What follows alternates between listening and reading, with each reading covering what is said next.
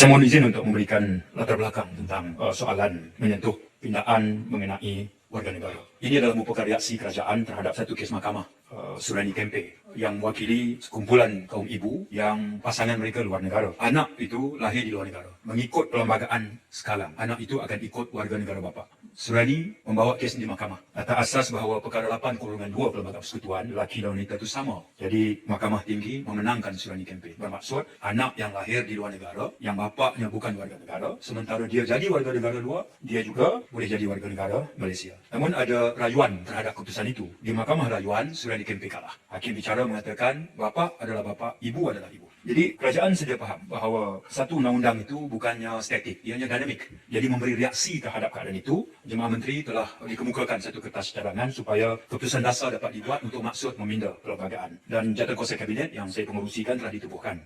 Perkara mengenai pindaan warga negara dalam perlembagaan menghendaki sebelum proses selanjutnya dibuat, maka Majlis Raja-Raja hendaklah didapatkan perkenannya. Begitu juga dengan Kerajaan Sabah dan Sarawak. Ianya dinyatakan dengan jelas. Jadi proses itu kita lakukan. Majlis Raja-Raja sementara terbuka dengan cadangan ini pada pembentangan pertama, beranggapan bahawa perlu ada kajian yang lebih lanjut. Maksudnya adalah perkara warga negara ini perkara yang besar. Satu anugerah tertinggi negara terhadap seseorang individu. Pada masa yang sama, ketika kita tidak maksud mempersulitkan, jangan sampai mempermudahkan berlebihan sehingga ia menjadi terlalu murah.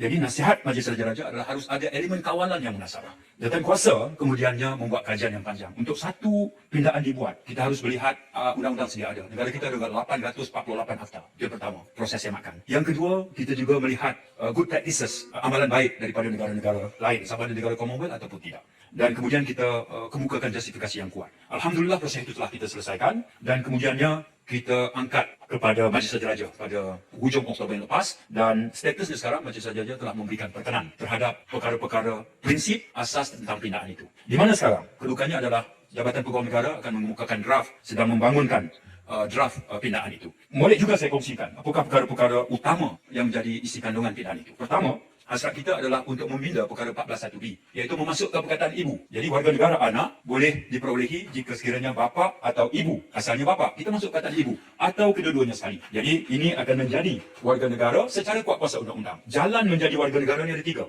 Pertama, kuat kuasa undang-undang. Mak warga negara Malaysia, bapa warga negara Malaysia, anak kuat kuasa undang-undang adalah warga negara Malaysia. Jalan yang kedua adalah pendaftaran. Mak dan ayah, pasangan berkahwin, tak ada rezeki dapat zuriat. Diambil anak angkat. Boleh jadi di Jabatan Kebajikan Masyarakat, boleh jadi rumah penjagaan. Jadi anak angkat itu dia kemudian mendaftar untuk memohon jadi warga negara. Jalan yang ketiga adalah melalui naturalisasi. Barangkali rakyat negara kita bertemu jodoh dengan pasangannya dari luar negara. Jadi pasangannya memohon. Proses itu kita panggil naturalisasi.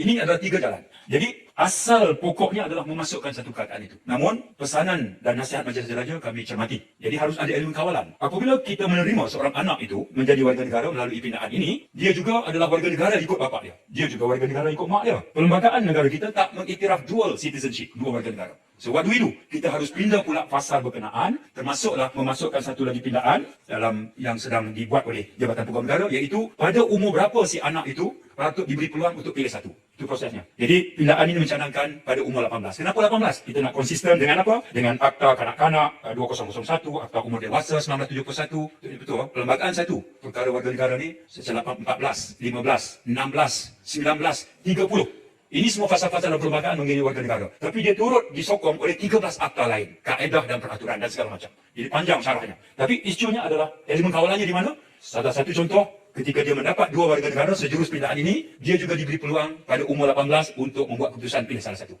Itu antaranya. Satu lagi adalah sesuai dengan nasihat Majlis Raja-Raja juga. Apakah undang-undang ini bila kita lulus di peringkat Dewan Rakyat dan Dewan Negara, insya-Allah, pemakaiannya itu secara retrospektif ataupun secara kehadapan. Kalau secara retrospektif keturunan yang keberapa, jadi dia open the floodgate. Jadi tak ada lagi satu jaminan. Jadi pindaan ini akan ada cadangannya supaya pemakaiannya adalah satu generasi. Artinya, kes Surani Kempe tadi, anaknya itu kuat kuasa undang-undang adalah warga negara. Tapi cucunya nanti harus mendaftar. Tidak lagi secara kuat kuasa undang-undang. Jadi itu menjadikan, dia tidak dinafikan, cucunya, cicitnya tak dinafikan untuk menjadi warga negara. Lagipun dia ada salah silah dia, sebab mak dia sudah menjadi warga negara. Jadi niat kerajaan adalah mempermudahkan, bukan mempersulitkan, tetapi tak boleh kompromis dari sudut kualiti dan nilai satu maksud istilah warga negara. Itu roh di sebalik pindaan yang kita nak buat.